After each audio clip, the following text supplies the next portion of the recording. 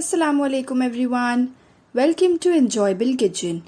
Let's get started with this delicious chole recipe. Firstly, soak the chickpeas in the water overnight.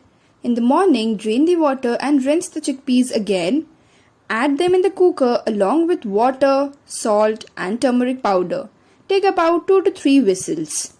Moving on, in a pan add oil, cinnamon stick and onion puree and cook until they become translucent. Add ginger garlic paste. Saute for another couple of minutes until the raw smell disappears.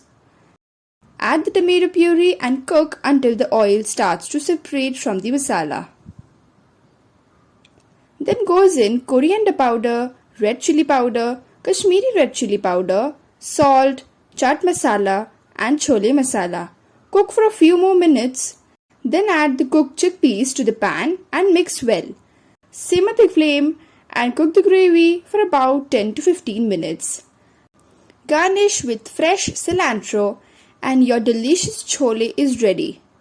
If you like this recipe, do give it a thumbs up and subscribe for more such amazing recipes.